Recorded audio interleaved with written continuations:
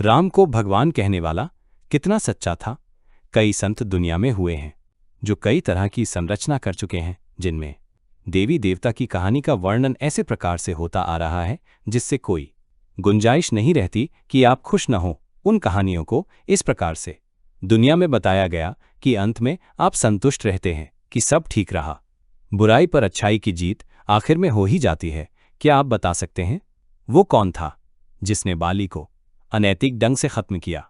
वो कौन था जिसने एक बड़ी ताकत रावण को खत्म करने के लिए उसके ही भाई की सहायता लेकर अनैतिकता से की जीत की मिसाल दुनिया को दी?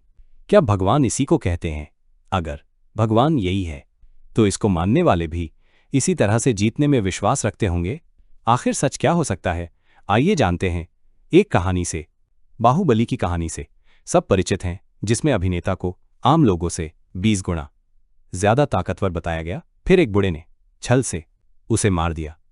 अब इस कहानी में उस बूढ़े को कितने लोगों ने भगवान का दर्जा दिया? किसी ने नहीं, है ना? तो राम को भगवान का दर्जा क्यों?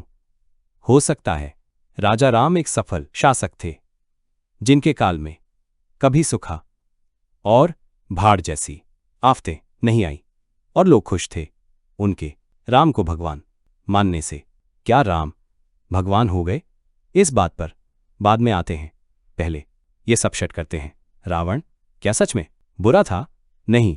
अगर राम को आने वाले समय में भगवान साबित करना था तो रावण का अभिनय गलत बनाना ही पड़ता।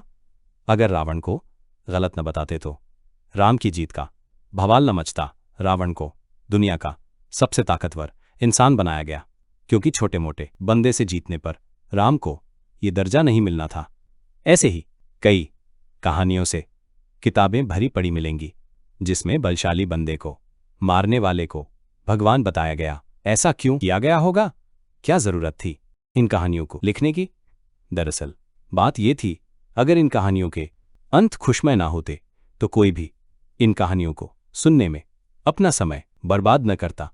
पहले समयों में कुछ लोगों को मनोरंजन चाहिए था और कुछ लोगों को ऐसी कहानियां सुनाने का धंधा इस प्रकार बढ़ गया कि लोग आज तक ये मनोरंजन कर रहे हैं। अगर कहानी का सार समझ में आया तो लाइक सब्सक्राइब जरूर करना।